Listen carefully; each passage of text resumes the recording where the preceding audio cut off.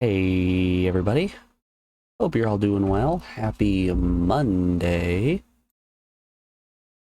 Sorry about the longer intro. I've got had a lot of stuff to set up because the plan for today is going to be continue on trying to finish off Tekken 1. Good God, is Tekken 1 bad? We're still going to be trying to get our arcade win on Tekken 1. And more importantly, we finished game 100 on the ps1 list, so we are going to be finally updating the spreadsheet to give a little bit more information about why each game got the rating that it did. So we're going to cover graphics, we're going to cover gameplay, music, story, uniqueness, and then you're going to know specifically why A Bug's Life has the same rating as Donald Duck Going Quackers, even though that's a terrible example. Those are both very similar games. You're going to know exactly why I gave Tomb Raider a 2 out of 10. Because it's deserving of a 2 out of 10. But yeah, so we'll be hopping back and forth between those two. It's also going to give me a good chance to take breaks when Lee kicks my absolute teeth in at the end of Tekken 1 arcade mode. Also, first and foremost, let's just really quick grab a application capture. I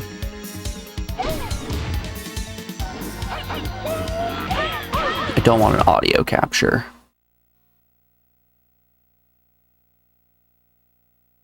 No, window capture, that's what I'm looking for.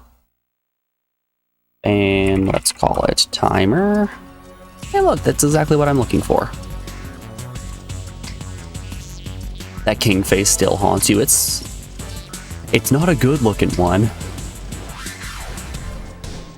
This game isn't the best looking or best playing. Doesn't sound the best. but boy is it here. We'll pull that to about right there. Perfection, and give it a lock.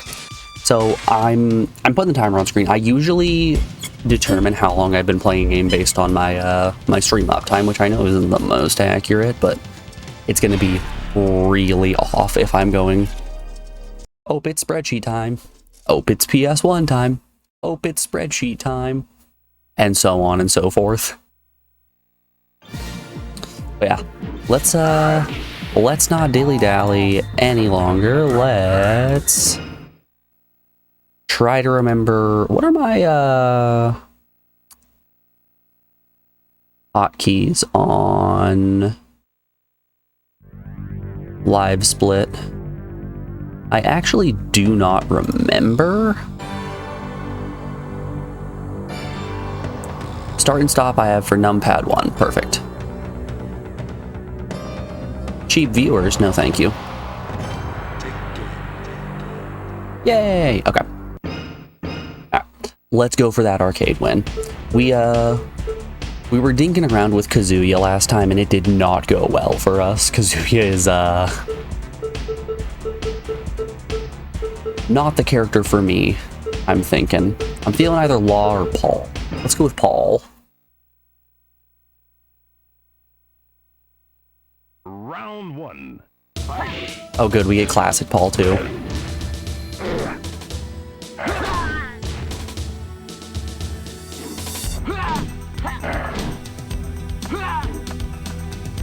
Tommy, I know you played a good amount of Tekken 7. How are you on the older Tekken titles?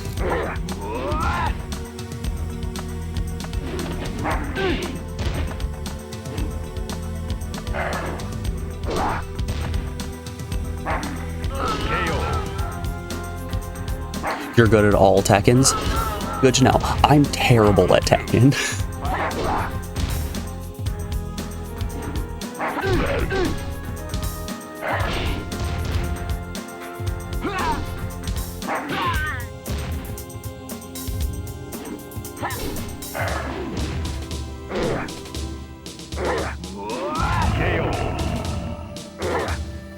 You can see, I'm bad at fighting games just in general, and there are way too many on the PS1, so it really is just trial by fire at this point.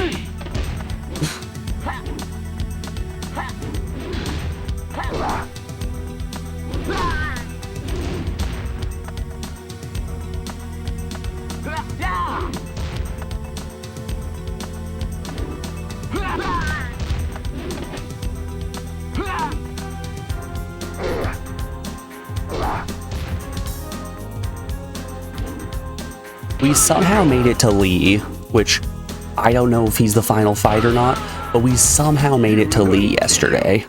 Or not yesterday, on Friday.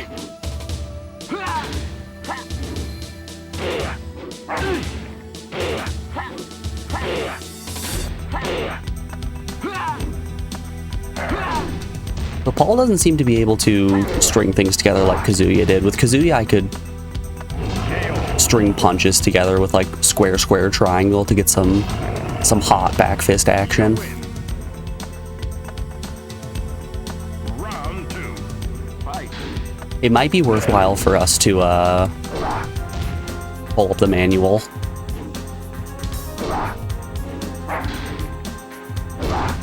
Ooh. What was that? Forward, forward, circle?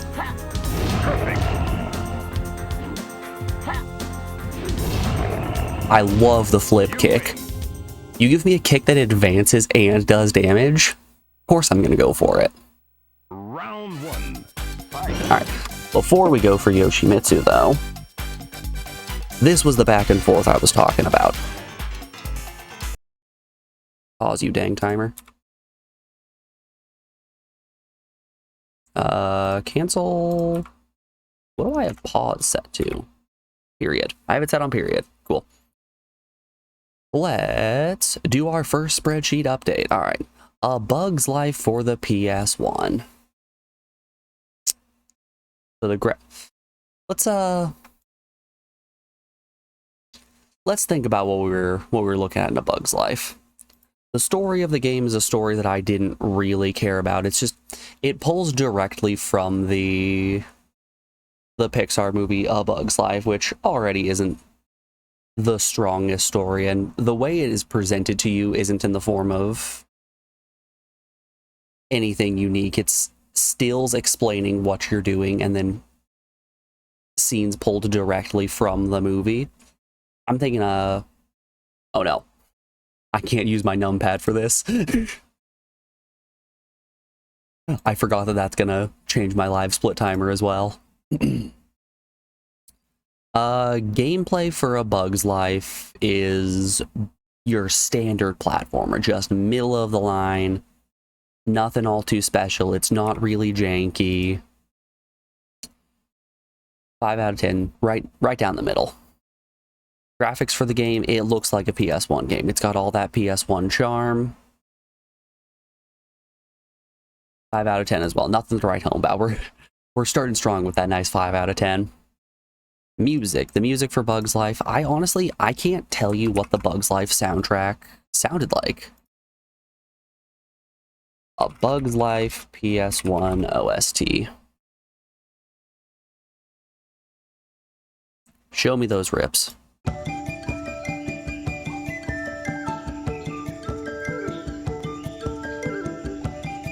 Yeah, that's bug music. You know, I've heard some bug music in my life. It's feeling like some bug music. Let's go for the tunnels.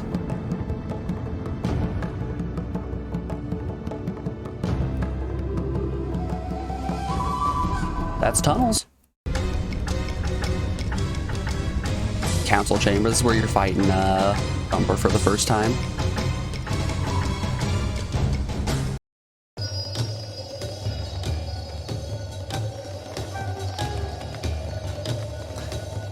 You know, I would say the music for the game is a high point.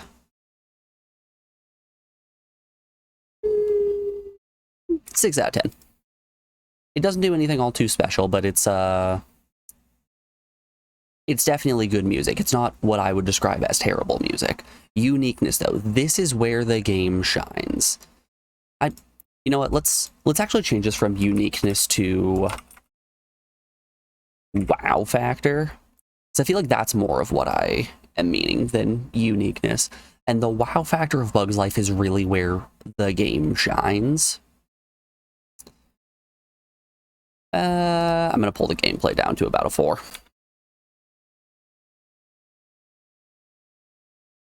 The reason that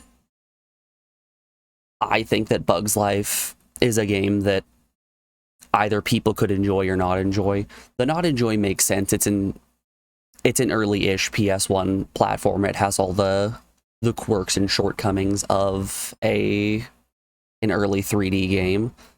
But the wow factor and the reason that people might enjoy playing it comes just from the scope of being a little bug and exploring your way through the anthill and the big city, the circus, fighting a boss in a rolling can. You remember the difficulty of that game being wild? Ooh, that's actually a good point. Let's insert a column to the right. We should have a difficulty.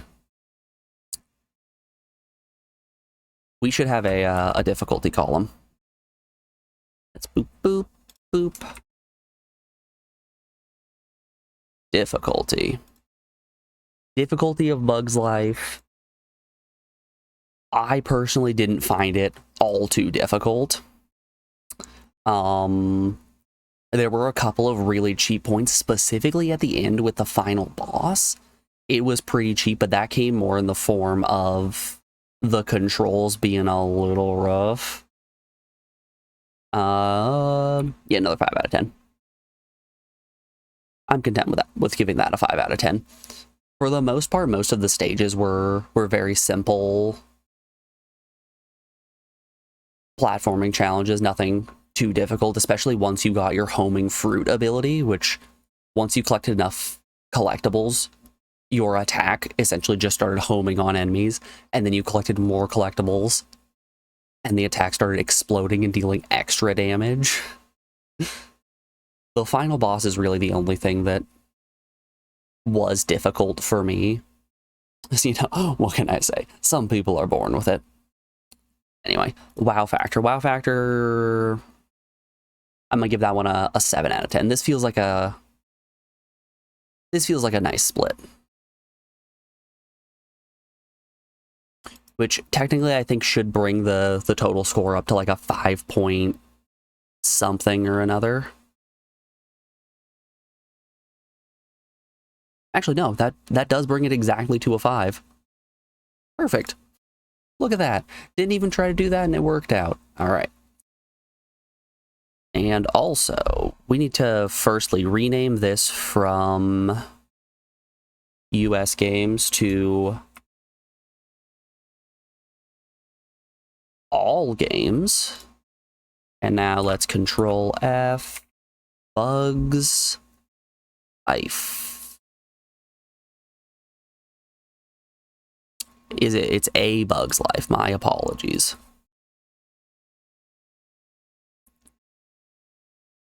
Disney Pixar's A Bug's Life, there we are. And delete row.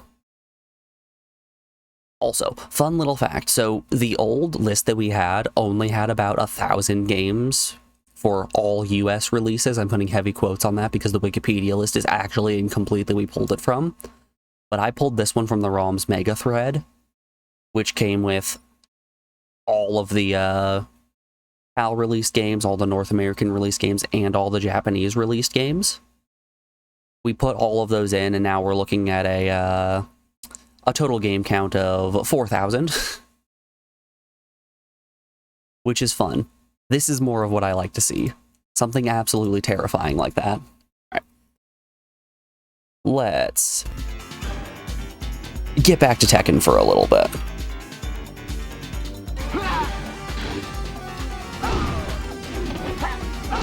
What do you do about a Yoshimitsu? I can advance on you and kick. You can't just keep letting me do it. I can't keep getting away with it. You win. Especially a fast punch with a follow-up. Round 2. Fight.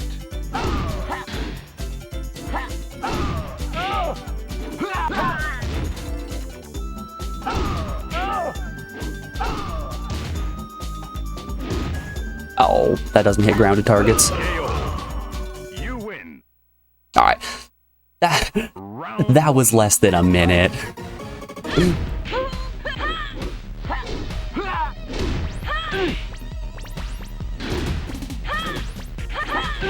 Every time you look at this, you remember how much better Tekken 2 is.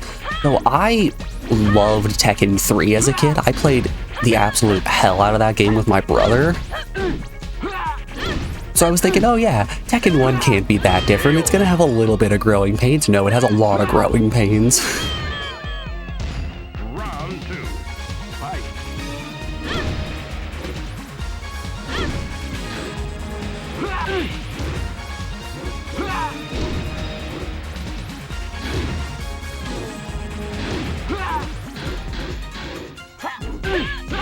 Ooh.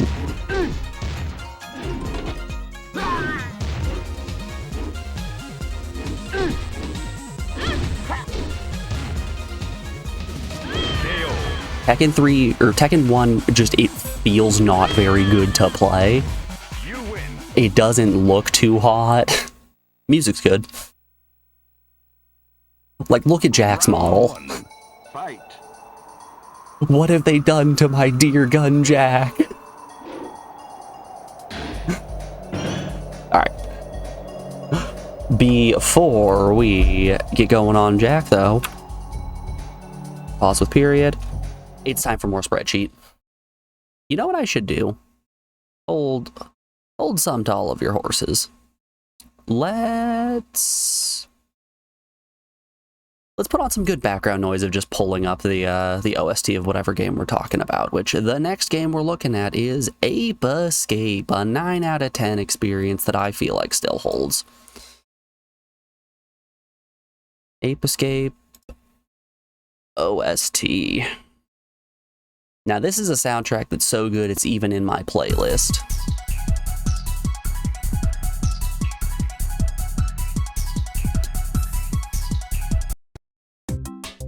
There we go.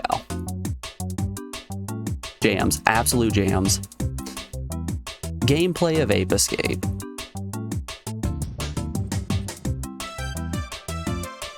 That's a 10 out of 10. I'm not gonna mince words there. It's a fantastic gameplay experience, both in a casual sense and a speedrun sense. It's gonna be a little bit hard to judge this accurately just because I've definitely grown to appreciate Ape Escape a lot more through learning the speedrun. Learning how to go fast in this game has really elevated the experience for me and painted the game in a different way in my eyes. So gameplay 10 out of 10. It's fun casually, it's fun to go fast, everything a person could want. Graphics. The graphics for Ape Escape don't look too bad for a PS1 game. It doesn't even lag all too much in areas that don't have water or just way too much going on. Graphics, that's a 9 out of 10. My only complaint would be the cases of slowdown in like Krabby Beach, thick jungle, anywhere with water. Sections of City Park. Music, the music's so good it's in my playlist, that's a 10 out of 10. Story is a throwaway. We do call it Laggy Beach, It even lags on a fast disc speed PS2. Which boy oh boy is that saying something. Story for Ape Escape, the story is a throwaway, right?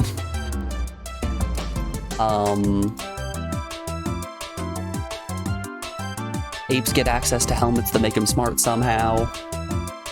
They escape. You travel through time. 7 out of 10. Oopsies.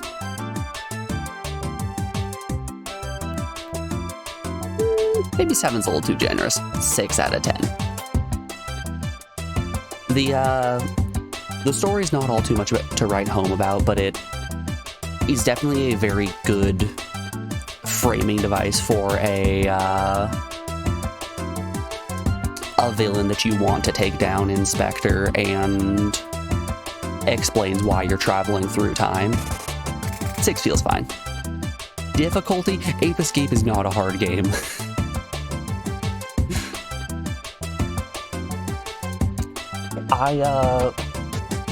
So all of these columns here, you know, except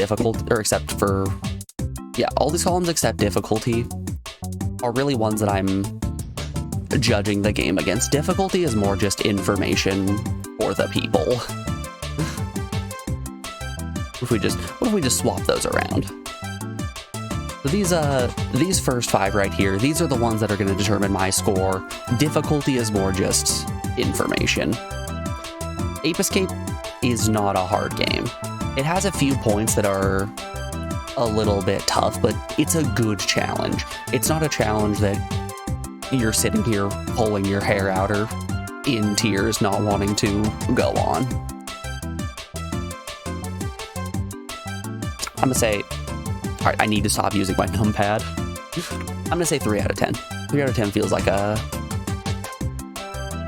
good rating. And the only reason that difficulty is going up is specifically with some of the time trials in a casual setting can be a little daunting for a new player. Wow factor though? Wow factor for Ape Escape is a 10. Absolutely a 10. It uses the PS1 analog sticks in such a unique and interesting way that not many other games do.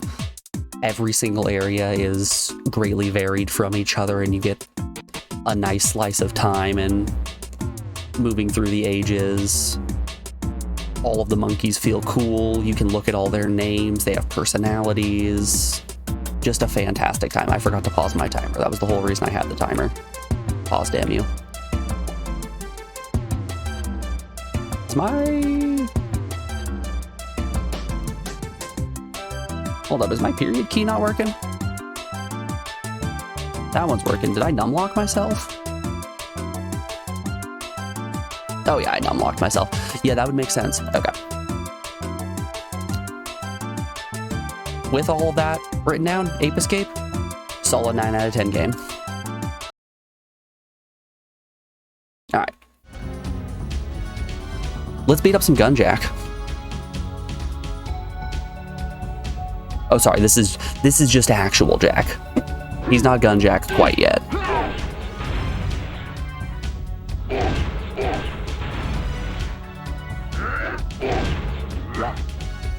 Oh no. Paul's back was never the same after that.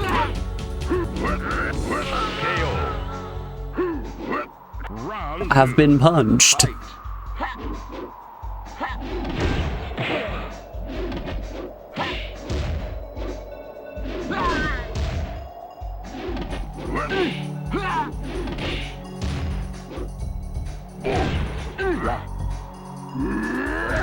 He's got long fists, and real small legs. You. Round 1. Fight. Yeah. I think those might have been lows.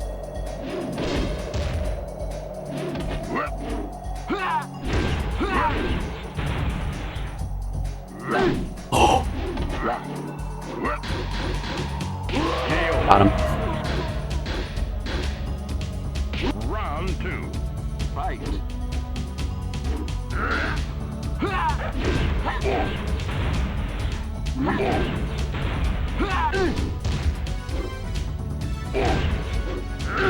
Oop.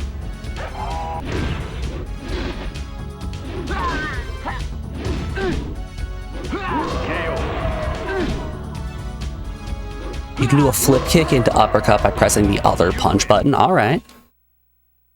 Let's give it a try on Nina. All right, we're not in the soccer stadium for Nina this time.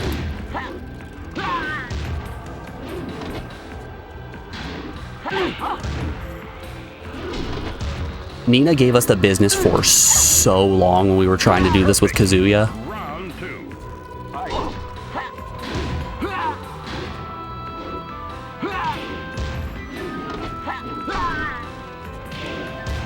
Good golly.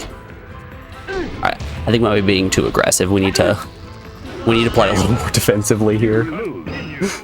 Round 1. Fight.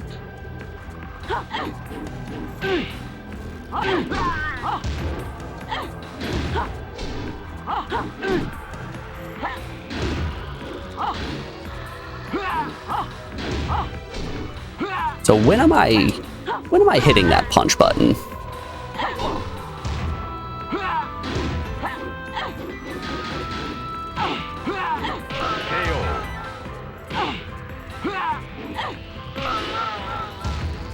You lose.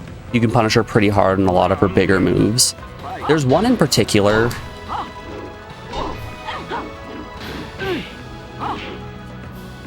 that sometimes puts me into just way too much hit stun that, yeah. It's her flip move in particular that puts me into way too much hit stun that I just need to respect that.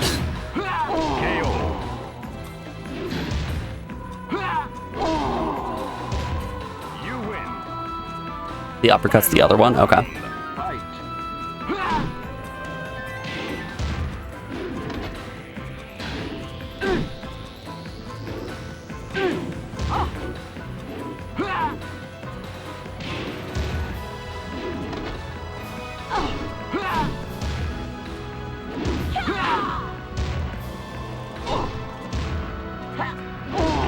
Got her. You win. Round 1. Fight. Hey, y'all, guess who forgot to start the timer up? This is going to be the least accurate time. Oh, man, I made a second timer too? Hell yeah. Cool. Where's that second one coming from? Huh.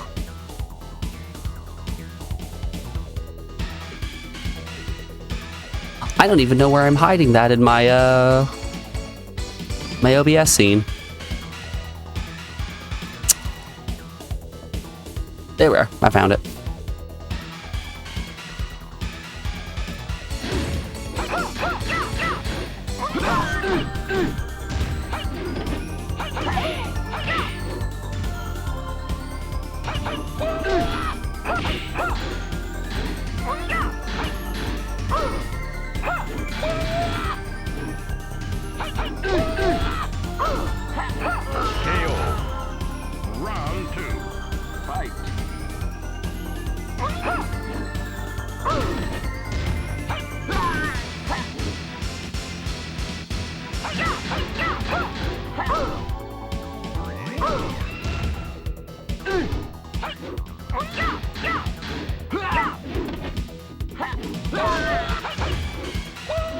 Do the classic foot launch grab if you grab them while holding back.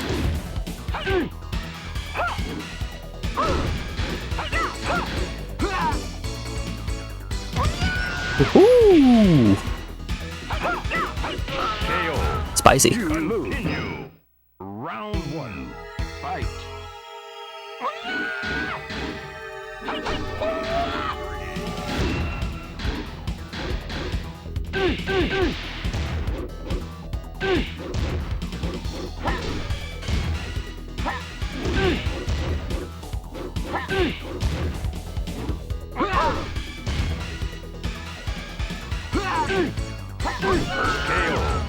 Round two.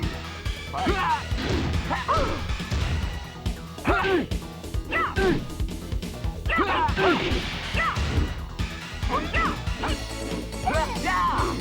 Ah.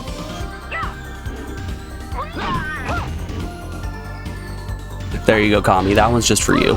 For the fans.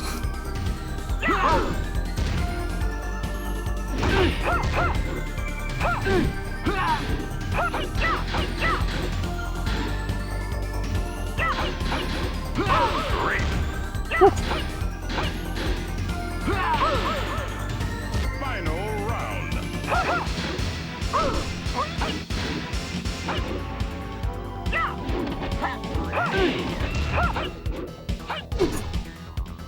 Law's tiny hops are getting me.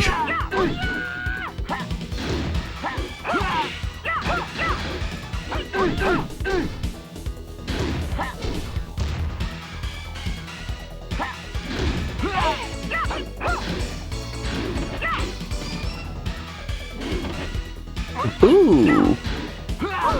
Okay. So, double forward and kick with my other kick button does this.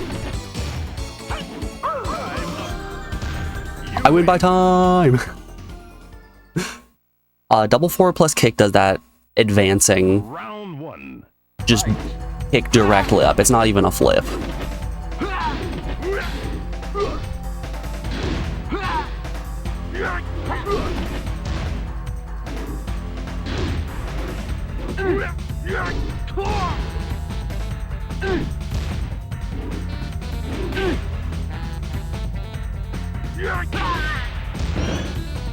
You should be able to hit the other kick button after for a lot of kicks. Okay. Round two. Fight.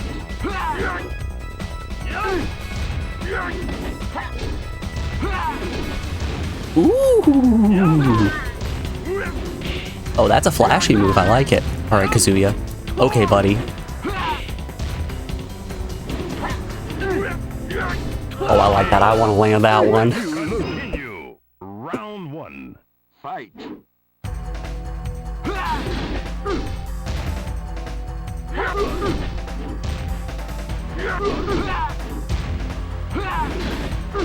I can't keep getting away with it. KO.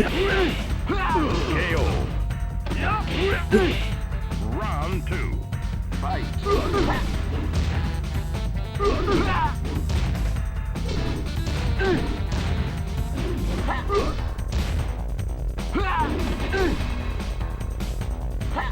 KO. Love it. That move is impressive as hell in the new Tekken. Oh, I bet. It seems impressive as hell already. Uma? Round one. It's bear time. Oh, that Kuma looks terrible.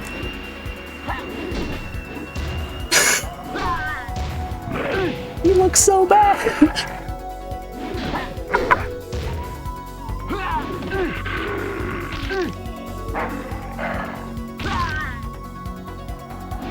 KO.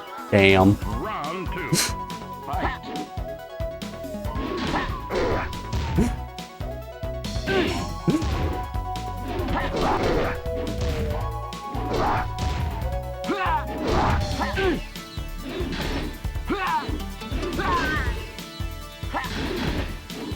Oh, he ducked it.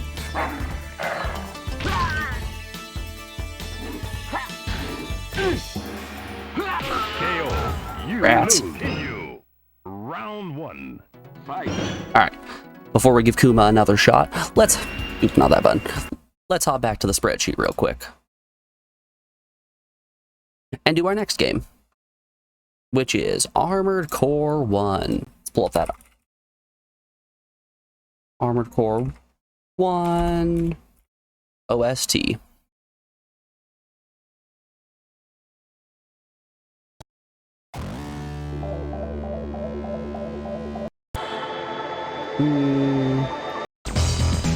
Yeah, now that's a classic Armored Core song. The shopping menu theme. Also, hey, if the music is ever too loud, just let me know, okay? I'm gonna turn it down just a touch.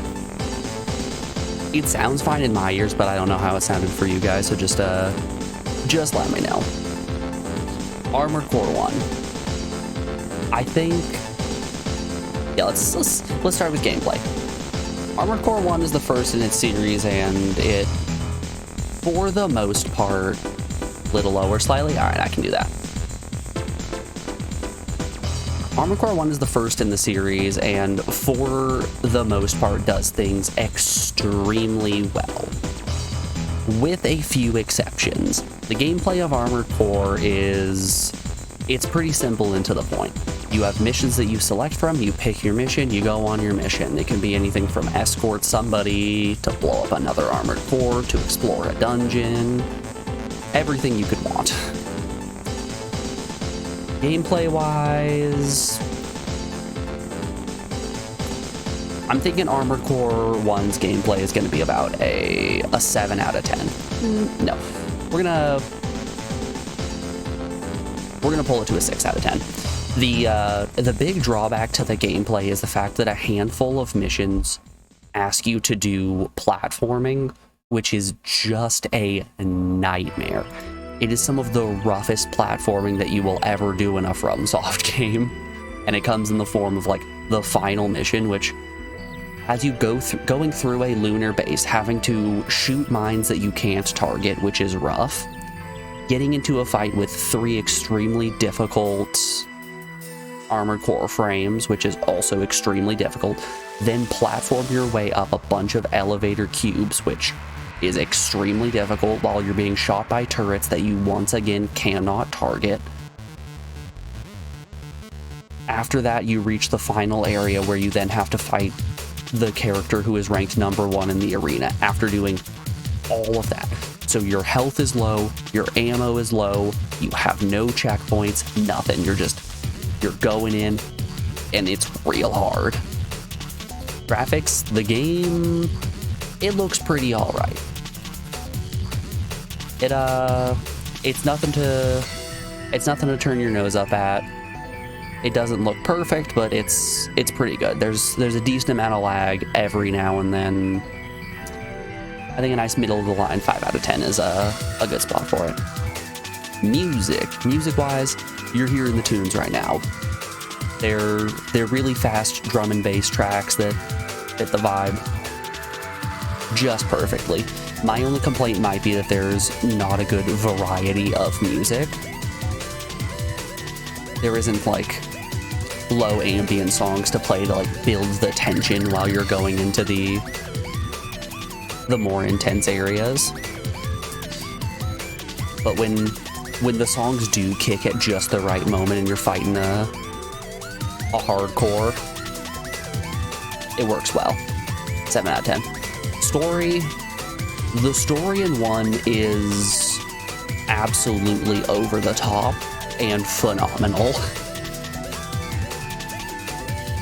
It's very fun. There's political intrigue. You can side with different factions, which is amazing for a PS1 game, especially such an early PS1 game. October 31st, 1997. Super early, real fun, good time, 7 out of 10. Wow factor? The wow factor for Armored Core, I think, is where the game really shines, and where, honestly, the wow factor on a lot of these games is going to be pretty dang high. Intense spreadsheet actions, what can I say, Scion? I'm a freak in the sheets. The wow factor for Armored Core is really where this game excels, giving you the ability to select so many parts and build your own mech and have a nice power fantasy is awesome. It's a great time. I think later games in the series do it better, but for being the first, the wow factor is there and it is strong. 8 out of 10. Which I think a 6 makes sense for this. I think overall having the game be a 6, the gameplay is really the thing that's pulling it down the farthest. A 6 point something is probably where Armored Core is sitting, so I'm happy with rounding that down to a 6. Another reason why I wanted to do this spreadsheet edit is just so that I could go in with a less emotionally charged eye and change how I feel about some of these games. Like, where is it? There's one of these in particular that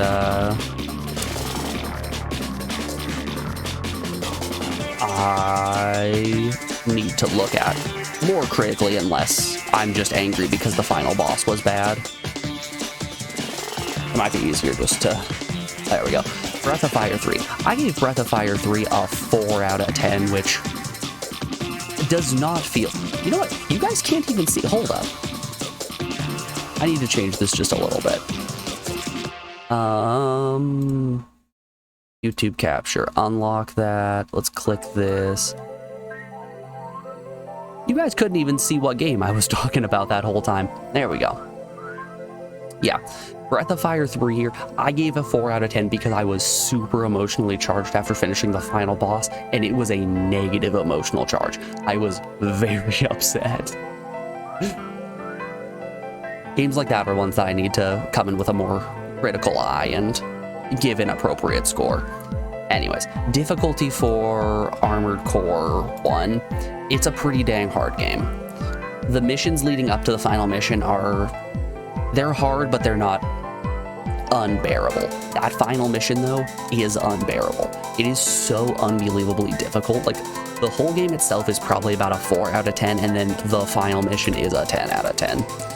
Like, I'm content with giving it a 7. Alright. And that's Armored Core 1. Funny story. Let's reminisce. Let's have our clip show. Armored Core 1 is probably one of my biggest embarrassments while streaming as well.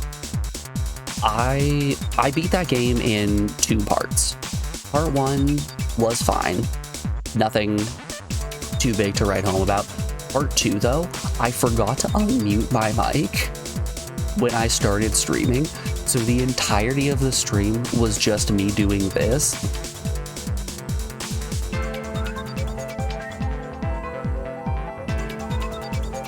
Just gesturing at the game and holding a conversation with myself, and nobody could hear it, and nobody said anything. Which was fantastic. Just one of the most embarrassing things I have ever done on stream. It was a solid 3 hours of just dead silence. Luckily, I didn't have the game audio muted. Alright. Yeah, that's Armored Core. Well, let's get back to punching a bear. Let's punch this bear a little bit more.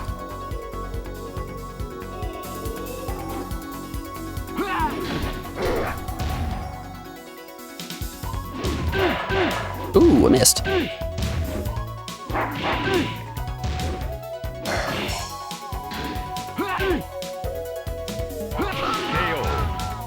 Akuma's gonna wreck you. Oh yeah, he is.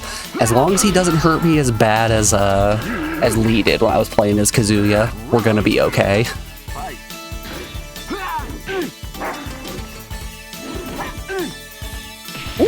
Ooh, spicy grab.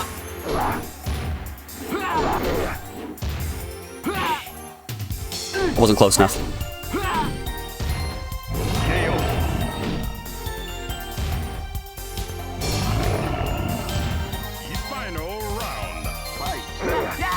Got him.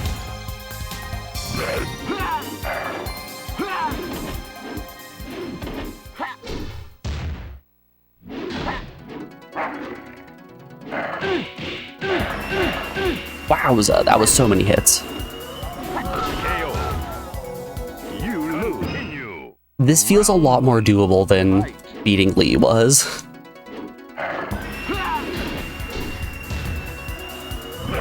Lee was messing us up something fierce on Friday. I'll be honest, I had a little bit of a sweaty gamer moment.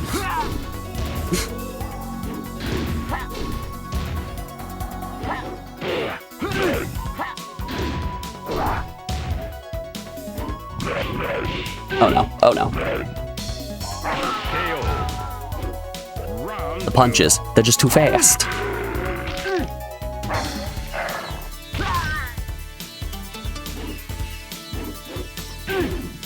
It's okay, I didn't need that spine.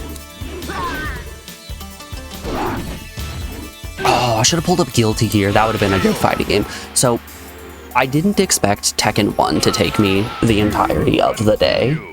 Round 1. Fight.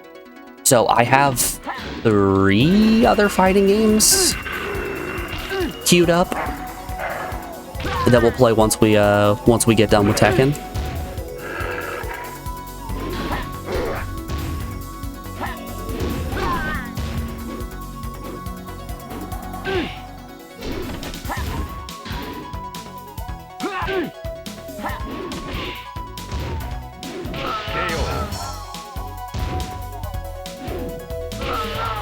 Kensei Sacred Fist? Sorry, not Kensei Sacred Fist. I went with some pretty normie picks.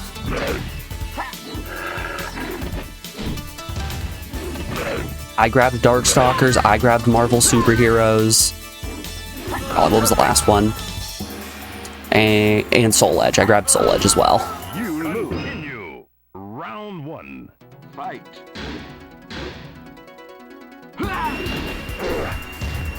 It's okay, it's a very bad fighting game clone of Tekken.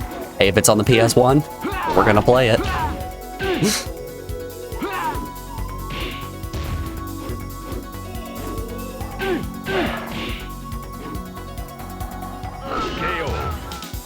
Round 2. Fight.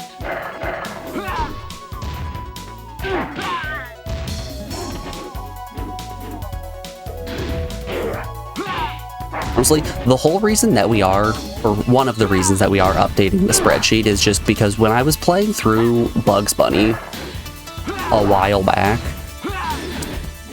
somebody was looking for a game in particular that wasn't on the list, so they just assumed that it wasn't available to be chosen. And I don't want that. I want anyone to be able to choose whatever PS1 game they want. Even if it's Ling Rise.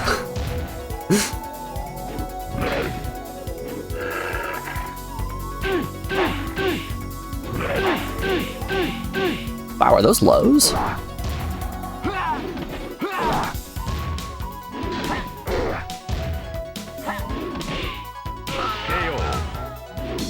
So Kami, when you start up Kensei Sacred Fist, does it say, "Welcome to the Sacred Fist Tournament"? Do they just really lean into the Tekken clone?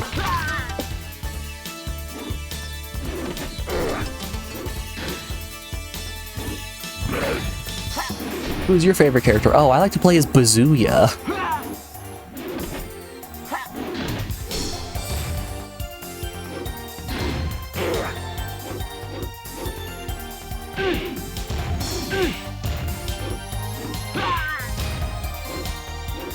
Hey, Stinky! Hey, Ashley.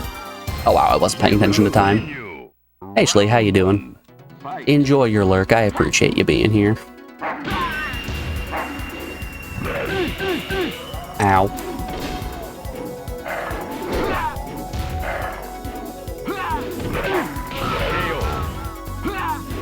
Round 2. Fight.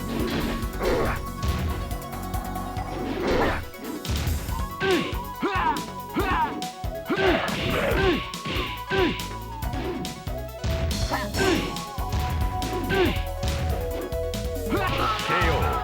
You continue. Round 1. Fight. Round 1, not fight. Let's check out this trailer. The Sacred Fist trailer.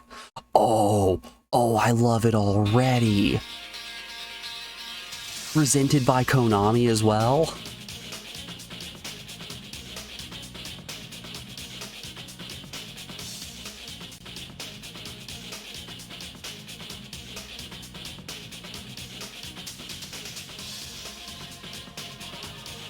You know, I've seen a Tekken in my life. That right there, that's a Tekken. Stop the attack.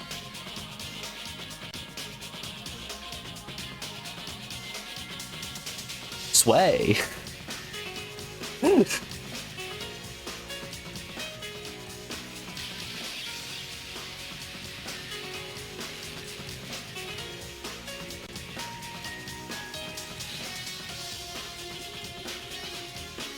What's your favorite stage? Oh, I like black background. Dive in it.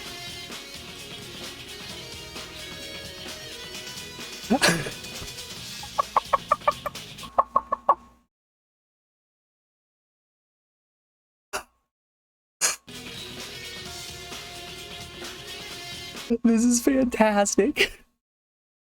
The shoulder chop getting him to turn around into the double suplex.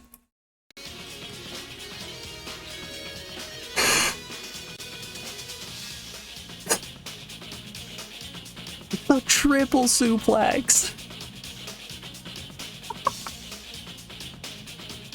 The triple suplex pile driver. It's everything you could want. Okay, one of these characters seems way cooler than the others. Oh, holy moly.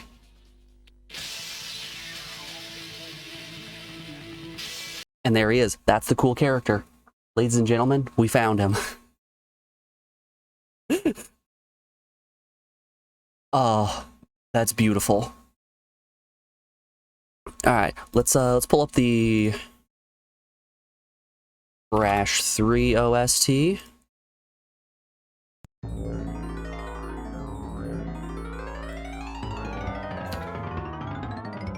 Universal Studios production, created and developed by Naughty Dog.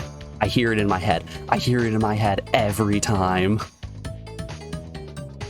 Sony Computer Entertainment of America presents... Alright. Crash Bandicoot 3 Warped. This game is fantastic. This is one of the first PS1 games that I ever owned, and I absolutely loved it. The gameplay in this game is next level. It does everything right from Crash 1 and right from Crash 2, turning the experience into what I think is the peak of Crash. This right here is the best Crash Bandicoot game. That's a 10 out of 10. That's a 10 out of 10 easily. Graphics. The game looks damn fine. It's a good looking game. 9 out of 10. Nothing more I can say on that one. Areas look good. It looks good. Music. The music for this game, fantastic. The music's really good. It fits all of the areas. It never feels like it's detracting from the experience. But honestly, there aren't a lot of songs in the soundtrack that I can like really remember. I'll be able to sing to you at a point. If you tell me, where does this song belong? Obviously, this is an aquatic song. What aquatic level? Couldn't tell you. But it's a water song. It's an 8 out of 10. The story, I think the story in Crash 3 is weaker than the story in Crash 2, but the story isn't really the reason that you're playing the game. Cortex finds some evil crystal, or wait, no. That's the story of Crash. What's the story of Crash 3? It's Entropy, right? Yeah, it's a lot like the Ape Escape story. It's Entropy working with Cortex to travel back in time and then take over all of those areas, so Crash has to go through the time station. Right, that's the one. The story's all like Ape Escape, nothing to write home about. 6 out of 10. Wow factor, though? The wow factor on Crash is just like the wow factor on Ape Escape. It's great. Good times. Difficulty, I'm going to rate the difficulty something, but I'm going to give it a big caveat. The caveat being, this doesn't include going for all of the time trial relics. Without going for all the time trial relics, I'm thinking that Crash 3 is about a 5 out of 10. There are hard stages, there are easy stages. It has a nice difficulty curve that is, it's refreshing. It's never too hard. The game's good about giving you lives, and it's a fun experience altogether. Crash 3 is a damn fine game that, you know, I'm thinking it deserves to be brought up to a 9 out of 10. I'm happy with bringing that up to a 9 out of 10. I will not complain about that one. Alright. With that said, though, we are around about hour 1 of the stream, so we have an ad break coming up here in just a moment. I'm going to put you guys over on the BRB screen and play you some music while these ads play, and we'll be back in just a second, folks, with some more Tekken and some more spreadsheets. Enjoy the tunes, y'all. If you've been sitting for more than an hour, get up, stretch your legs, get a drink, get a snack, any of that fun stuff, and we'll be back in just a second, y'all. I'll see you guys on the other side.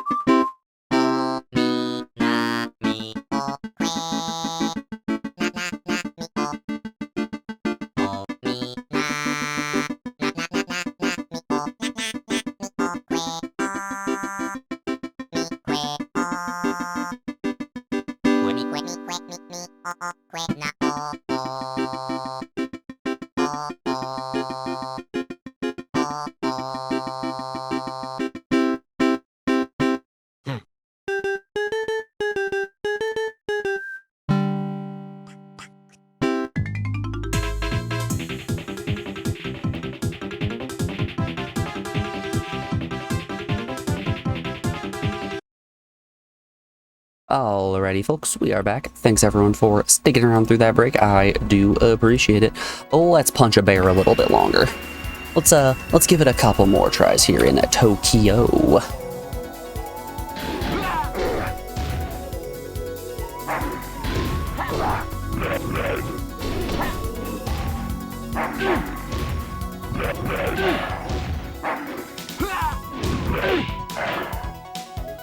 Ooh. He stepped just a little bit too far for me to grab.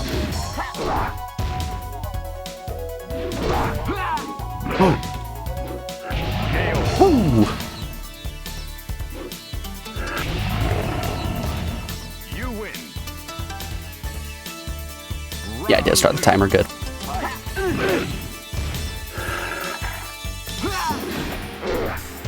I didn't realize that move was going to stuff anything I throw at it. He's got the little hops.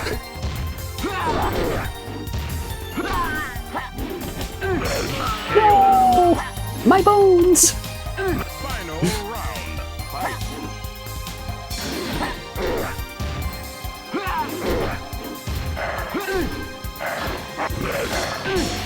Ooh.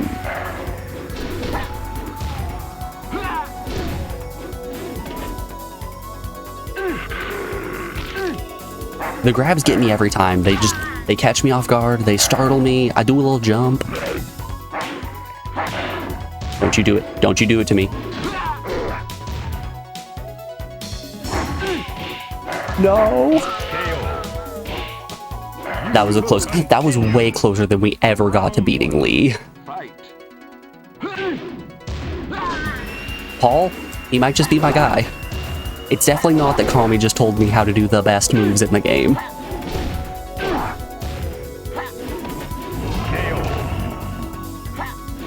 There's no way that that's the solution here.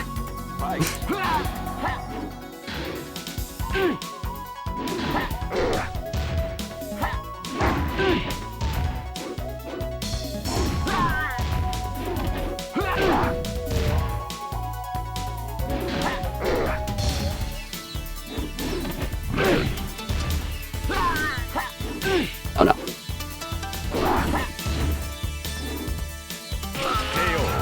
Tried going for a grab. Final round. Fight.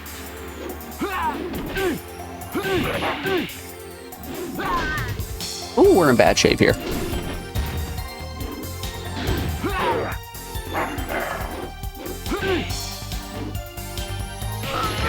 Rats. Hey, we're consistently getting one round on him, and that's good. That's pretty damn fine.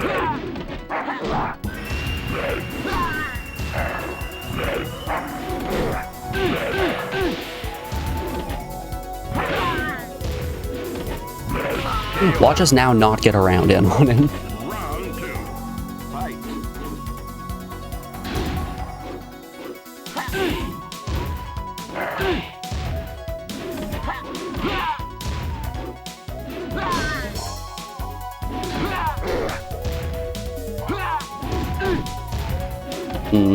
I need to stop using that flip kick when I'm not extremely close. Continue. Round 1.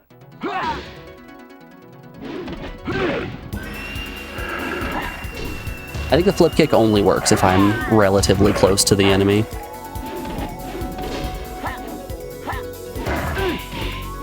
Yeah. I think that's what we're looking at here.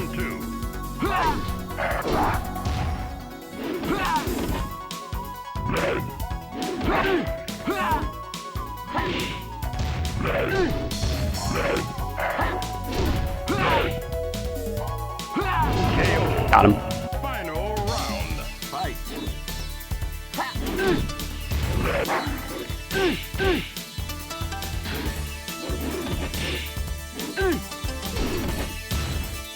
You don't have the range for that. Silly goose. Jux. Continue. Round 1. Fight.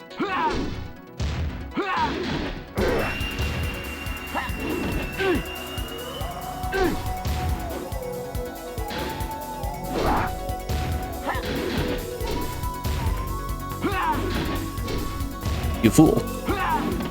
If you drop your guard, I will kick you.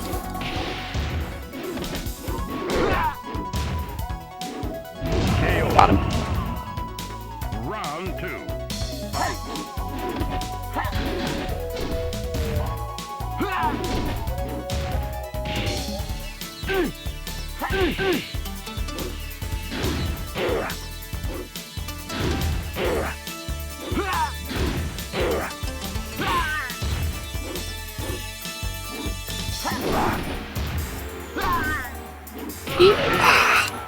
Final round. Fight. You ever whiff a kick and just know that that's the end of ya? You're not making it. You're not making it to Rush Hour 3.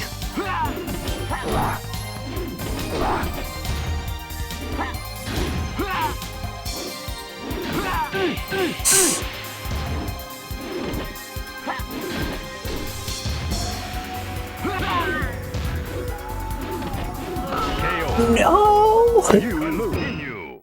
Round 1. Oh, we were so close.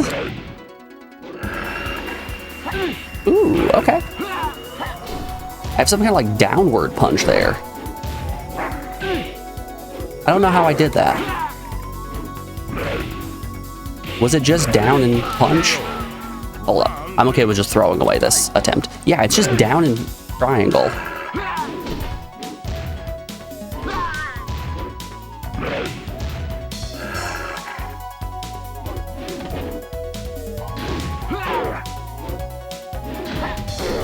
A shockingly agile bear.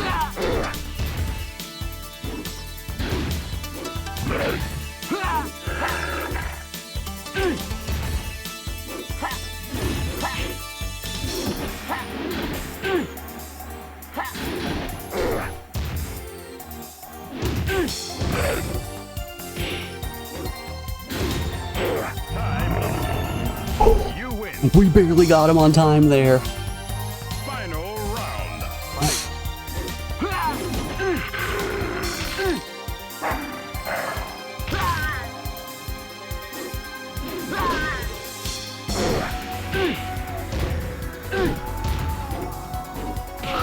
Oof. You Yeah. continue. Dead to rights, better player won.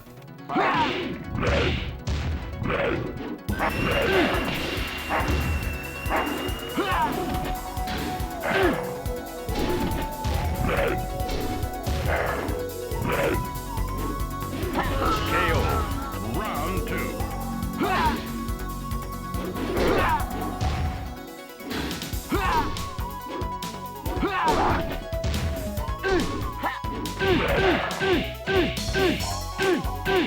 Stop. I have children. KO. Oof. Continue. Round 1. Fight. Alright. We gave it a couple more attempts. Let's go back to the spreadsheet. The people, they yearn for the spreadsheet. Aw. Crash Team Racing. If I put in CTROST, yep. Google knows exactly what I'm looking for here. Start your engines. Give me some Racing Boss theme. Ah, we want. We'll go for some YouTube. Hell yeah. Crash Team Racing. So, racing games aren't my favorite genre of game, but Crash Team Racing is definitely the one that comes to mind as my favorite racing game. I will always take something that is extremely cartoony over something that is realistic, and Crash Team Racing is exactly that. It is cartoony, and it is fun. Mario Kart also fits in that category of cartoony, but Mario Kart is so unbelievably item heavy that you can get screwed over extremely hard if you get bad luck on items or if your opponents get good luck on items. Crash Team Racing gameplay, 9 out of 10. The graphics. CTR looks great. It looks phenomenal for a PS1 game. It doesn't have a ton of lag, even in multiplayer mode, which is something that Mario Kart 64 cannot say. Mario Kart 64, when you start getting more players in, it drops the frame rate down to 5 frames a second. puts your screen down to just the size of a quarter. Nothing that you really want to look at. Graphics, 8 out of 10, nothing to complain about. Music. The music for the game is fun. It's another instance of the soundtrack is good enough that it exists in my my BRB playlist. Occasionally you guys will just hear Crash Team Racing songs, but it falls into a lot of the same trappings that Crash Bandicoot 3, honestly all the Crash games fall into. It's just the songs aren't memorable. It's nothing like amazingly grandiose that's going to elevate your experience to something else. It's more just like really good passive background music. The story is there.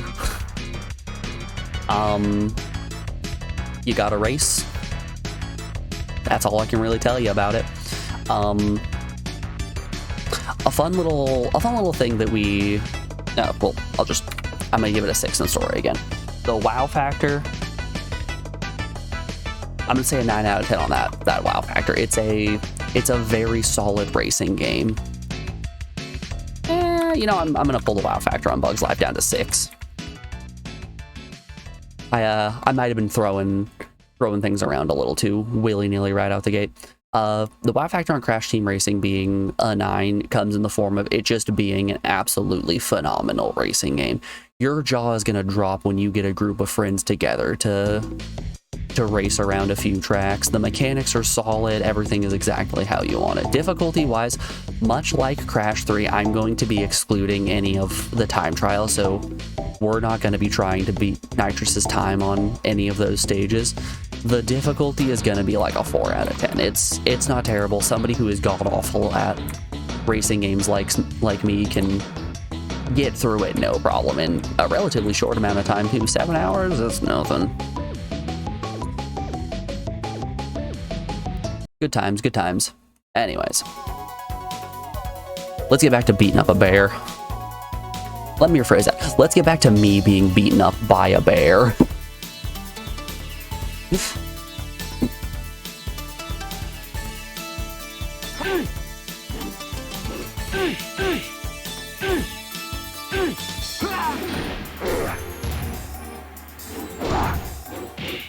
Ooh, the kick hit, but the following punch did not.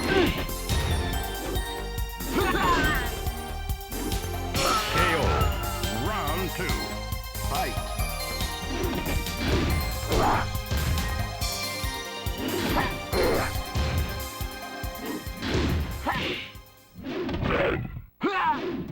Ooh. What's the best anti-air you can think of? Grab someone out of the air.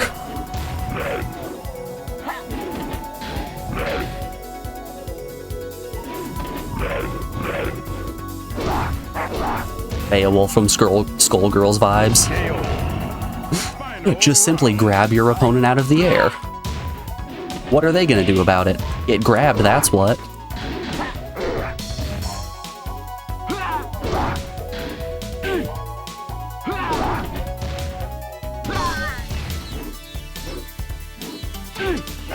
No. You continue.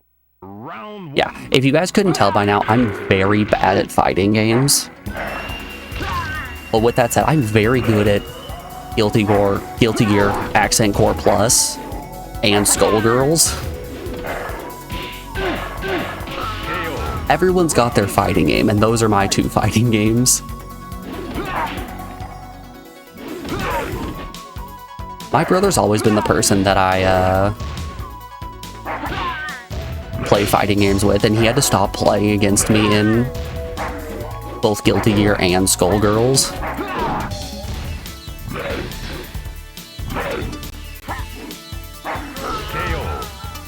Oops. Hold up, we had a little bit of lag. Every once in a while my capture card lags out just a touch. And my audio gets desynced.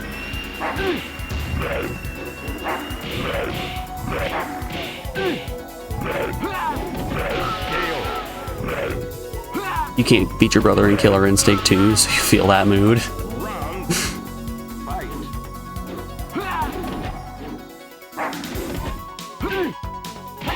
Yeah, it's rough. His Taki in Soul Calibur 2 was next level.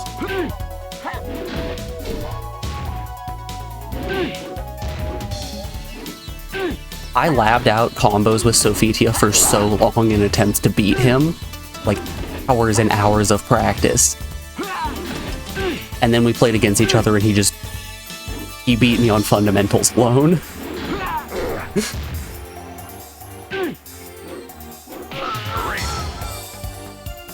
The bear ducked both my punches! Continue. Round 1. Fight.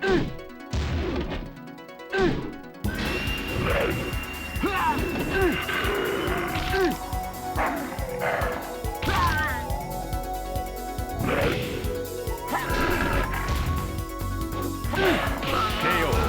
Yikes. Round 2. Fight.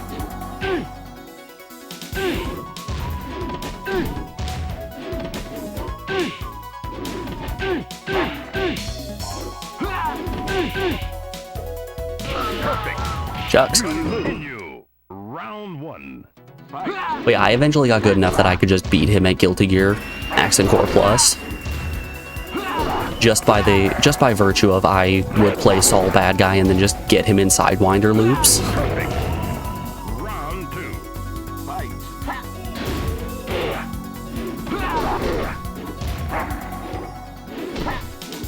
Which I don't care how good your fundamentals are. If you're in a Sidewinder loop, there's nothing you can do about that.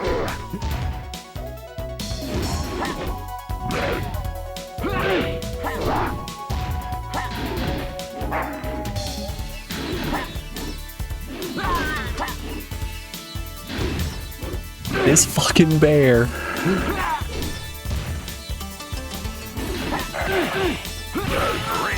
No. Final round.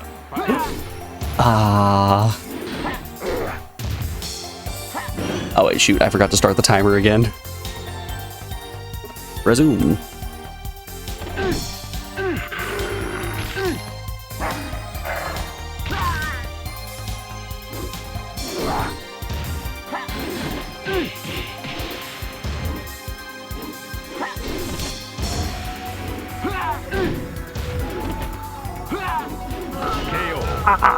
That was probably the closest we have been to winning. We got in great range on our second win.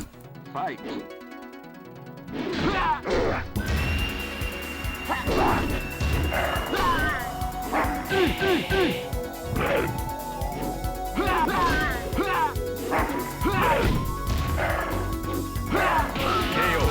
Rats. Round 2. Fight.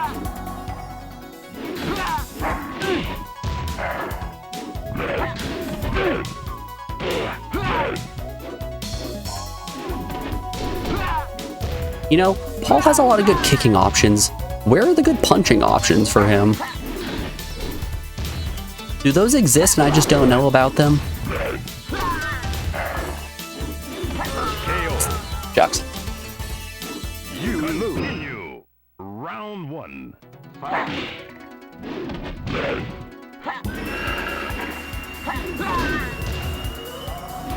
Yeah, with Guilty Gear, my brother always played Kai, and Kai and Saul are famously rivals in the series. So I'm like, oh, of course, if he's playing Kai, I have to be Saul. It makes sense, and I just happen to luck into Saul being the character in the game that I like playing the most. KO. Round 2. Fight. Saul, wife guy, bad guy.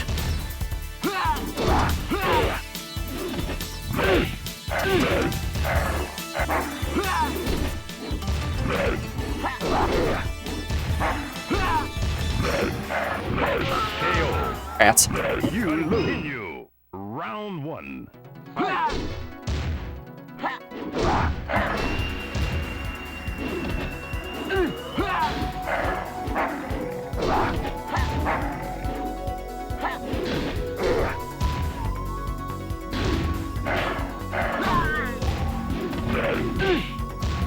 Why you gotta dodge everything I'm throwing, Mr. Bear? You're more of a Fauster Potemkin guy yourself. Ah, you like the reach, do ya? You like hitting him with that reach around? I get it.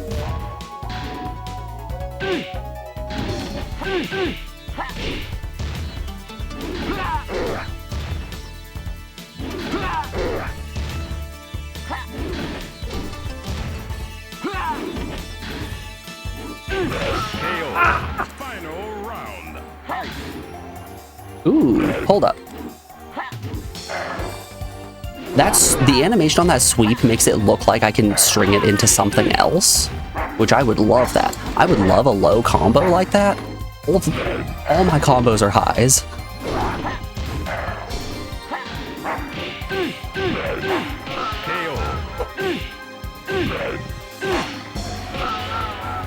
You lose. Continue. Round one. Fight.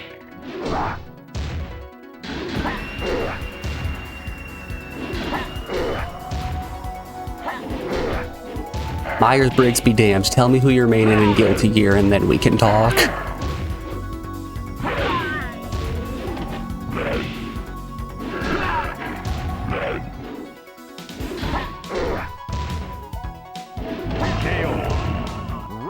Who do you play? I play Testament. Alright, I don't want to be friends with you.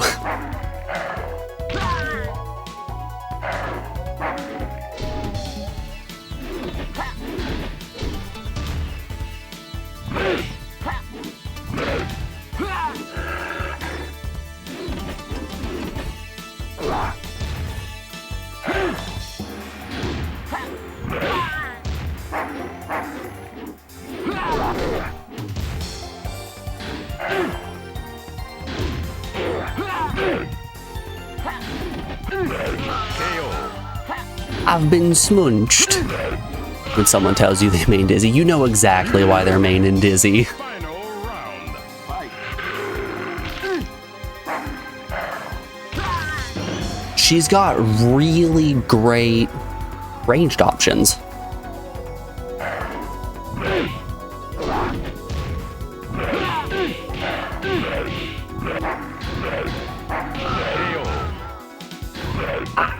You lose. Continue. Round one. Fight.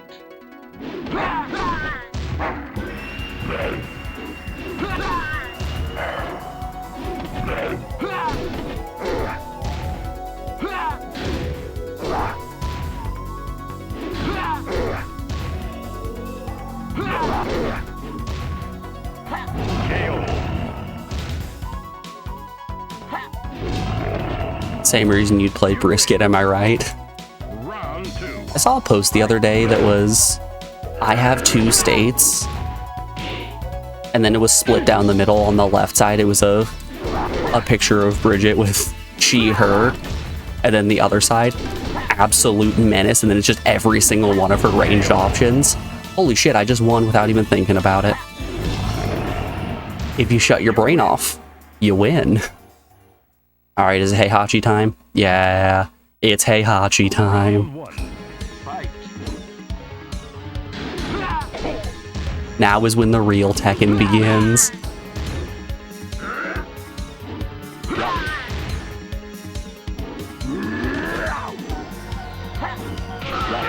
You ever lose all your health in 3 hits?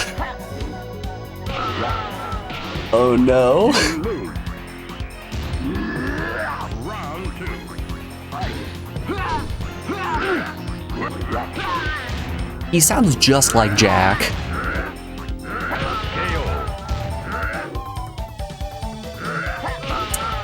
You lose. Continue. I Round one. think we might be here a while. Alright.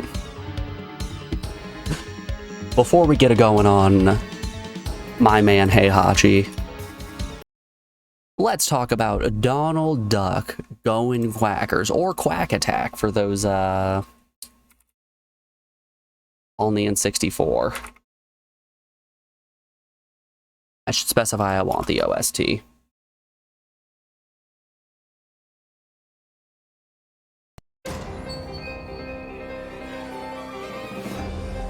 Oh, this is just Magica Manor on loop. I want the complete OST. All right. Yeah. Now we're hearing the songs I want to hear. All right.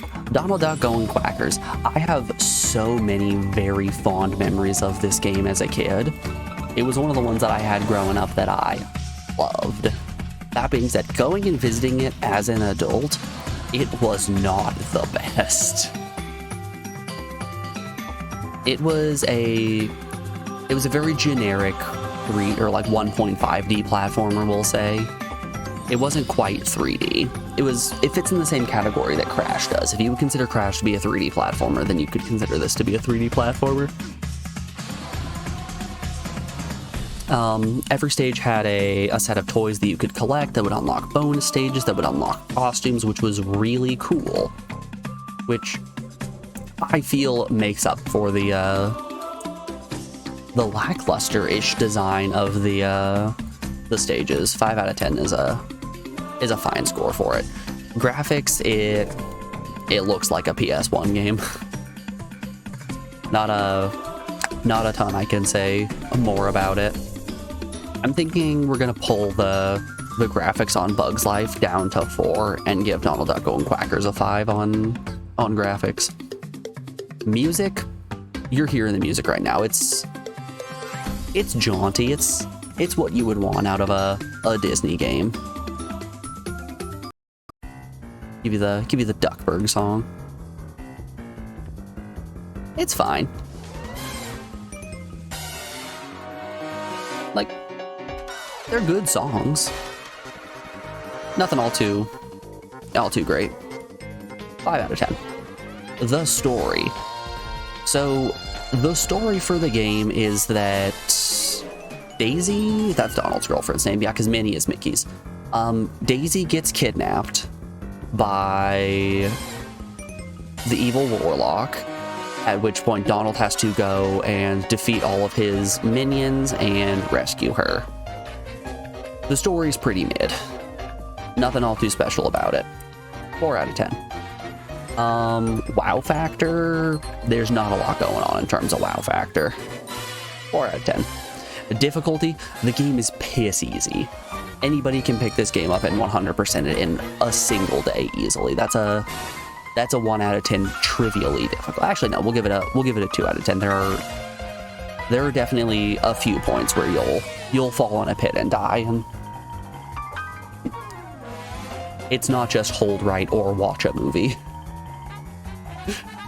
Those I feel would be the 0 out of 1 difficulty. We watched some of the movies on stream, the good old, is it Dingo Entertainment movies? Those are going to be a 2 out of 10 difficulty, maybe a 5 out of 10 difficulty. Just the difficulty comes in finishing watching them. It's like a tough Mystery Science Theater movie. All right. And that's Donald Duck Going Quackers. Let's beat up Heihachi a little bit more. And by that, I mean, let's get one hit on Heihachi and then have him kill us.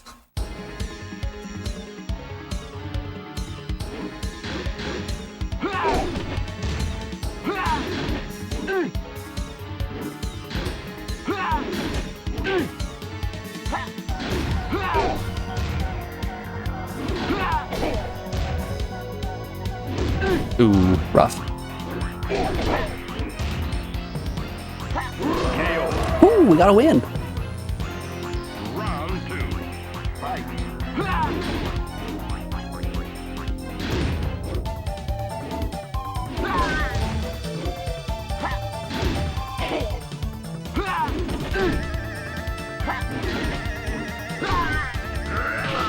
Yikes. Final round. Fight.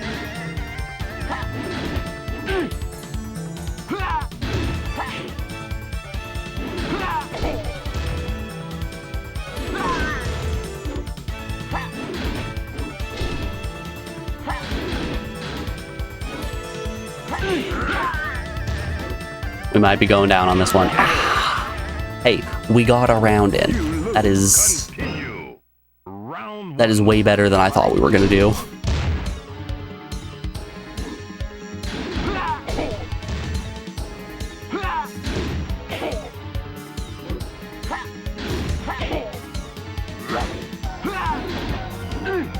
Oop.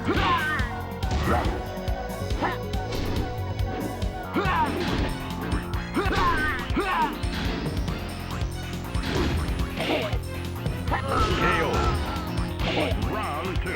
So I think as long as we just don't get hit, we can win.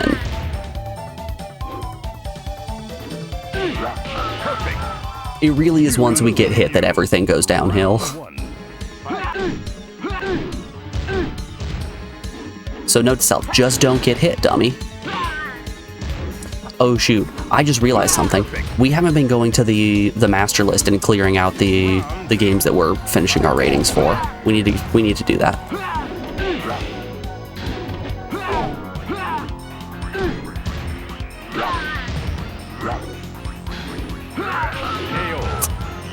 Chucks. Round 1. Fight. Well, good luck with that. I feel like not getting hit isn't that big of a request, right? If we just don't get hit. Like, on paper, it's so simple. When the enemy tries to attack us, just don't let them. It all makes sense to me. Honestly, I don't know why more fighting game players don't think of this.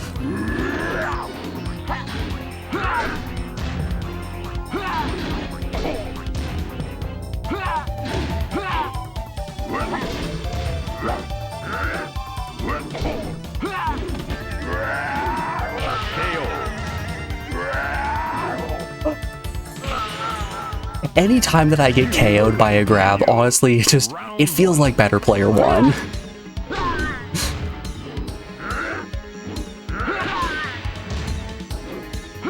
Perfect. Round 2. Fight.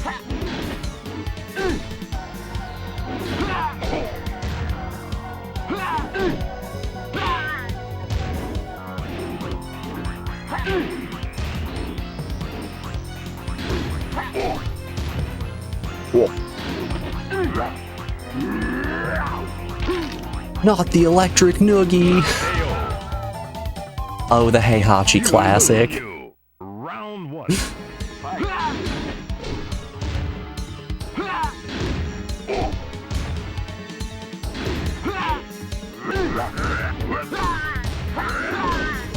Wowza.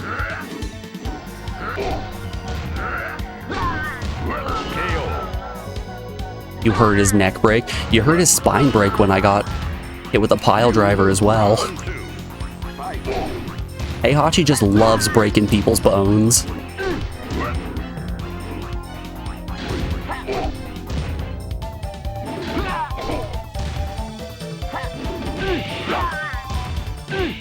And you know, can you blame him?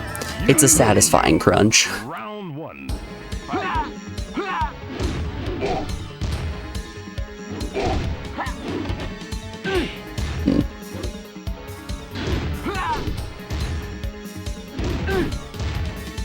Gotta be a little bit closer than that. Oh no. You ducked it. Oh no. We were that close. Round 2.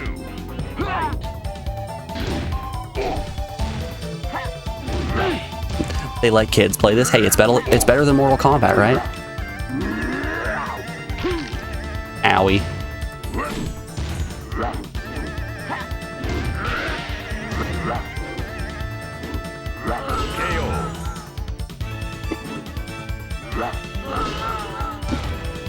Also, it's no worse than letting kids watch WWE, right?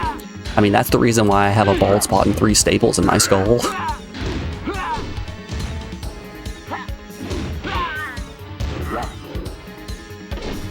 That's always a fun story. I used to watch a lot of WWE with my brother and my cousin, and then one day my cousin decided, I'm gonna hit Uriah in the back of the head with a chair. And boy oh boy did it split my head open. I was down for the count. Last thing I remember was watching WWE, and then waking up in the hospital and watching Rugrats. There's a solid several hour time period right there in the middle that I just do not remember.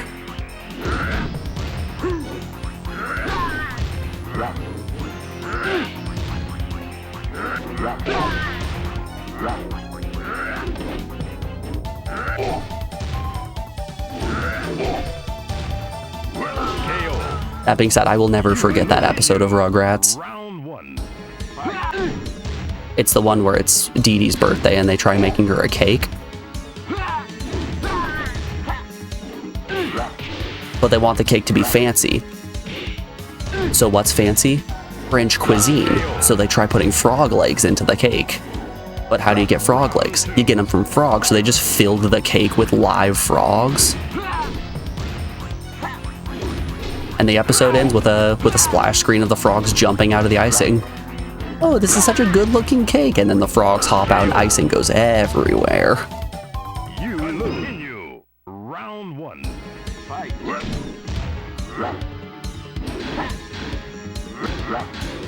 Anyway, I blame that as to why I turn out the way I am.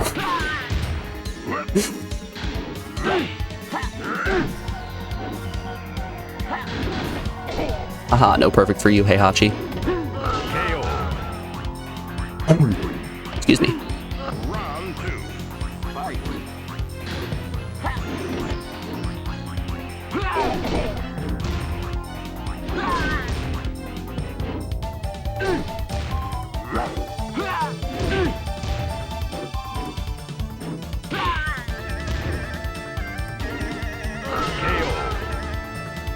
Dang, even as a kid, you knew not to pull those shots. Continue. Round 1. Fight. Drunk the Face Kami, famed wrestler. Round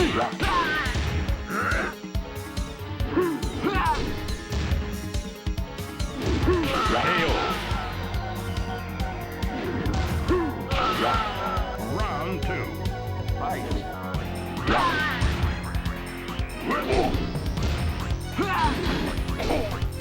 See, Kami, this is why you'll never make it as a heel.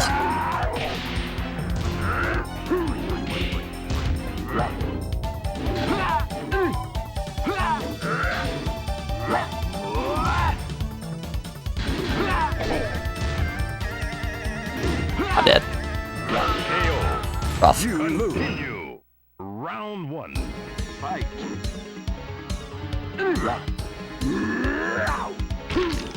He ducked my grab and grabbed me in return.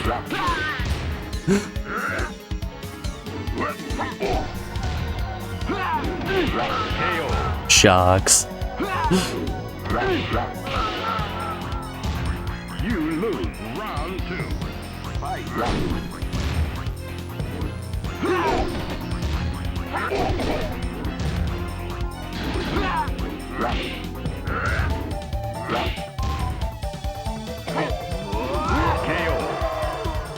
You could just come out and make fun of the local sports team, or the troops, or America.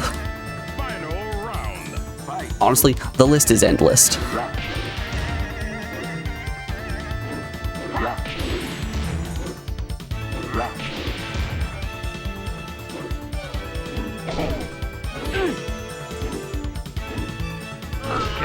You can't just duck everything I throw.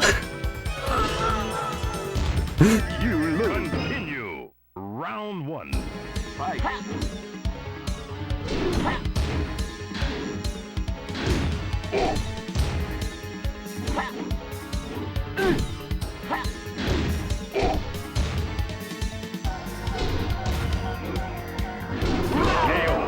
Woo! Round 2. Fight.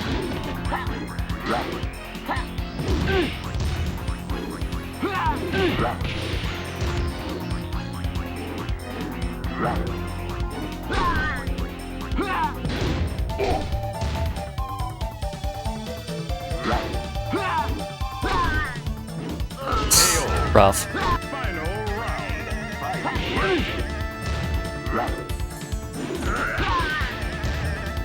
Perfect. It's just all my health. It's all my health in 3 hits. You lose. Continue. Round He got me in one combo. Oh man.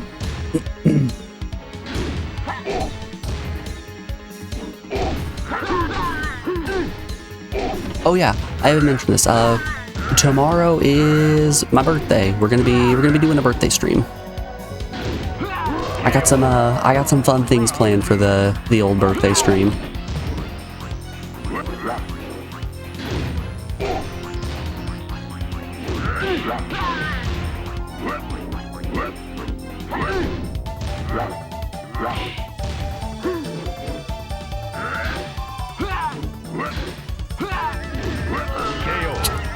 With the backstep.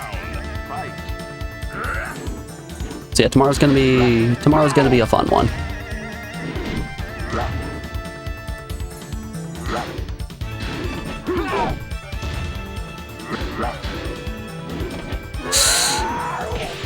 Tough. Double tough.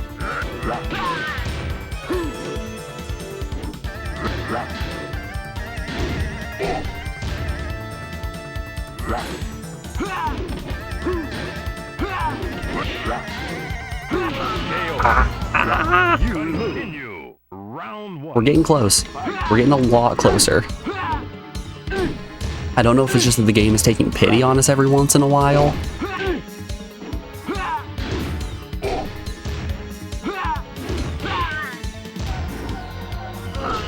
It does feel pretty free if we manage to get him into hit stun off of our front flip kick. We basically get a free kick in return.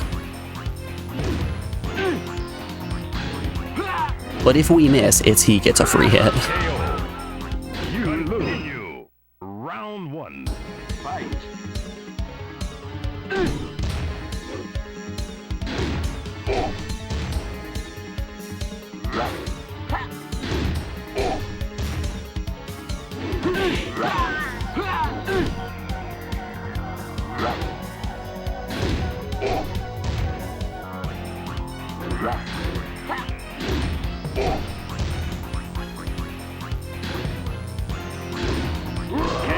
Beautiful. You win. Round 2. Fight. The noogie, not the noogie.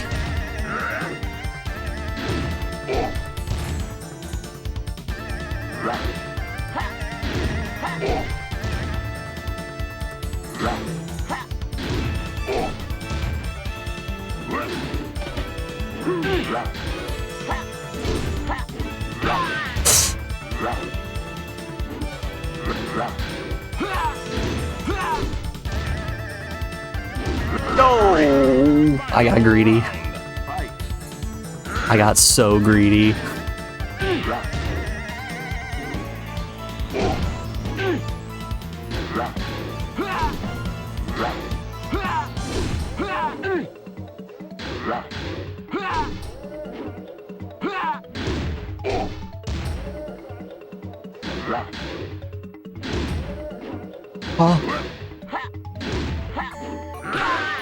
He can't keep ducking it. He just can't keep ducking it.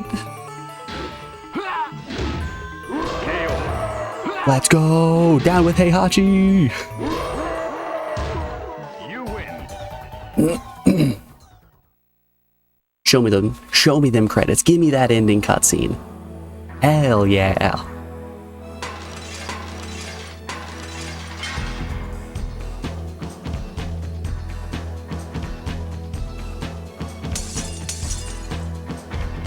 Oh, I'm very familiar with that move.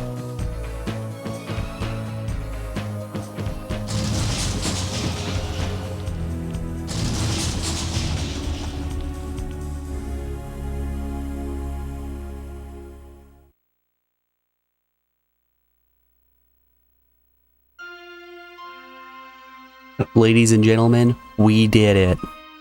All right. Since we have now finished the original Tekken, we can render a verdict on it. I'm gonna put my time right there as 54 minutes. We'll add the rest of the time once we highlight that thought. Actually, we can...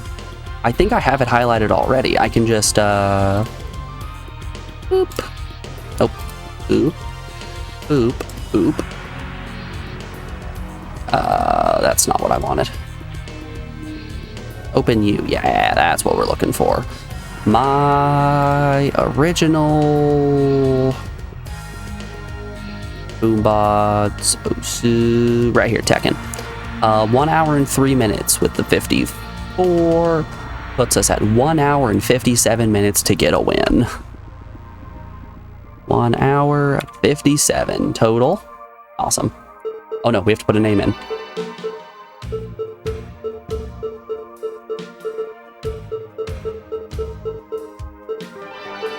Perfect. We've done it. Ass is number 1. Love to see it. All right.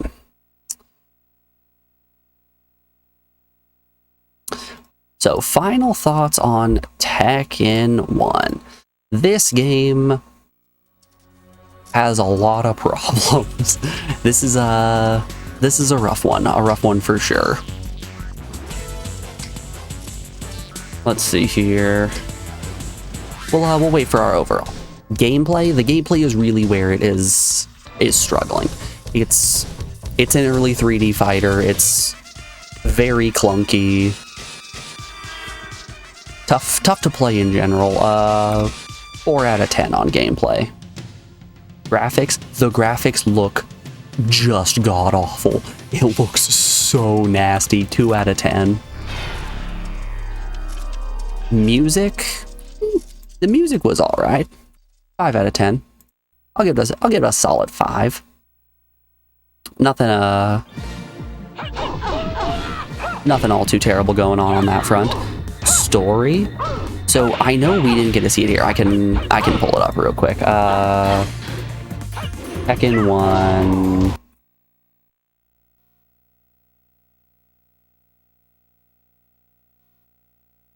I would like to see Kazuya's ending in Tekken 1, please. Here we are. Pull up YouTube. This is what I wanted you guys to see. This is the only reason that we picked Kazuya, or at least tried to on our first run. I wanted to see the classic. I wanted to see Kazuya pick up Heihachi and just give him a little cliff toss.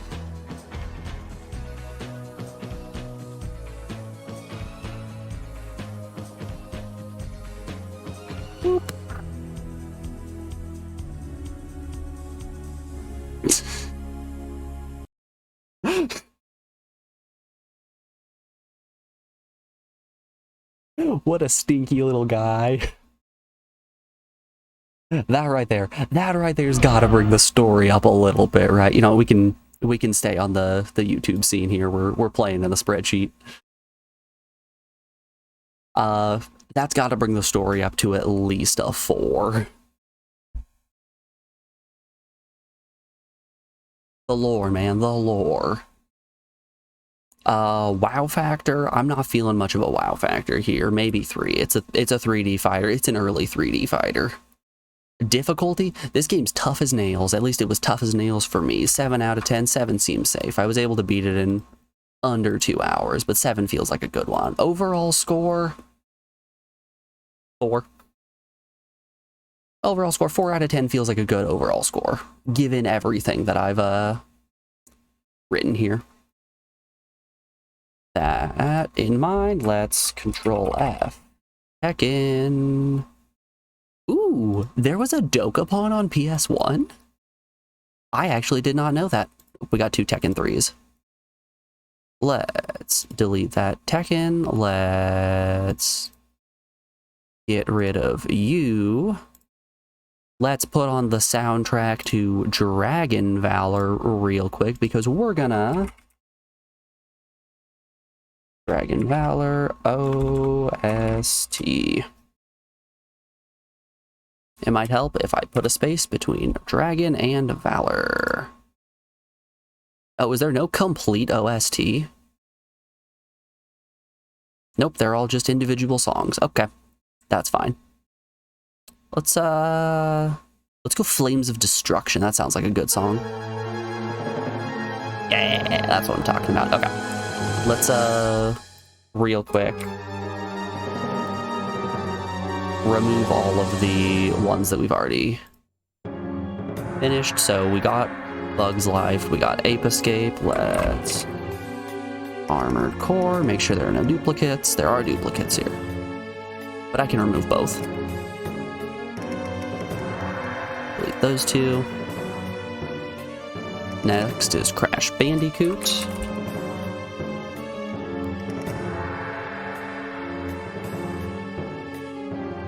This is the Japanese version of Crash 2. We don't need it. I tried my best to get rid of all of the the duplicate games, but as you can see, I've still got some clearing out to do. And as we finish games and see that they're just duplicates of each other, we can clear them.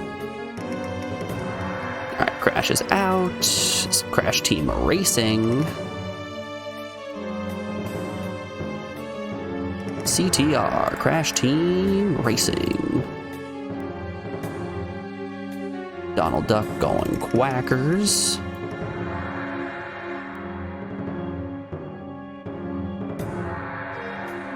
Oh, sorry, it's Disney's Donald Duck going quackers. My apologies. And lastly... Oops.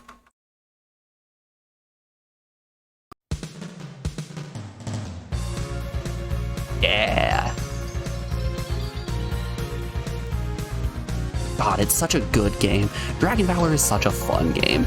This is another one of those games that I had as a kid and played the absolute living hell out of. I played so much of this game. I can close out of that. Dragon Valor as a game is unbelievably fun. The gameplay it's a very simple early hack and slash, but the gameplay really excels. Actually, we're gonna talk about that in Wow Factor. The gameplay itself is extremely fun. It's got an in-depth magic system. It's got upgradable stats through items. It's got collectibles. It's got a whole lot of just great stuff. I think gameplay is a solid 8 out of 10. The only thing that's dropping it down even a little bit is just how simplistic it is. It's a pretty simple game, all things considered. Graphics aren't the greatest, but the game doesn't lag all too much. It has large areas with pretty much no draw distance, and doing that without lag on the PS1 is chef's kiss. Oui, oui, magnifique. Graphics, I'm gonna give it a 7 out of 10. Music, you're hearing the music now. The music is banging. That being said, it does wear on you a little bit, which is one of the reasons that as I played this game repeatedly over and over again as a kid, I would unplug the white and red component cables from the back of my TV and plug my VHS player in instead, and then play the VHS copy of Princess Bride that I had. So I would play through Dragon Valor over and over again while just listening to the audio of Princess Bride on loop. Music, 6 out of 10. Story, the story isn't anything special. It's middle of the line. It's your generic princess is kidnapped, dad gets killed, got to avenge him, all that fun stuff. Got to kill the dragons, stop the big bad guy, save the world. 5 out of 10 in terms of story. 8765, we're moving out. Wow Factor though. Wow Factor is where this game really draws you in. The thing that is so unbelievably amazing about this game is the fact that there are a bunch of different paths that you can go down based on certain events that you do. And as you do them, you get to move on to different members of your lineage. So let's say that you rescue a princess as character 1. Your son is then a prince who has to go and like stop a civil war from happening. If you don't rescue the princess and instead marry the mechanic, your son then doesn't have like a strong upbringing, so he becomes a pirate instead, which is amazing. It's just so cool. It's so much fun. That wow factor is a 9 out of 10. Difficulty of the game's not very hard at all. It's like a 3. It's like a 4. It's like a 4 in terms of difficulty. There are a couple of bosses that are a little and I think that rounds to just about a solid 7 out of 10. It's a great game. If you haven't played Dragon Valor, I highly, highly recommend it. Very, very fun game. All right. Before we... did I clear Dragon Valor? Yes, I did, since Dragon Warrior's right there. Okay. Before we get switched on over to the next game or talk about our next bit on the spreadsheet, we are rounding out hour 2 of the stream, so we have an ad break coming up here in just a second. I'm going to put you guys over on the BRB screen and play you some music while we get switched on over to our next PS1 fighting game, which is going to be a mystery. Enjoy the tunes if you're subbed. If not, consider subscribing. It's the last day of September, so you get yourself a nice little discount. We'll be back in just a second, folks. See you guys on the other side.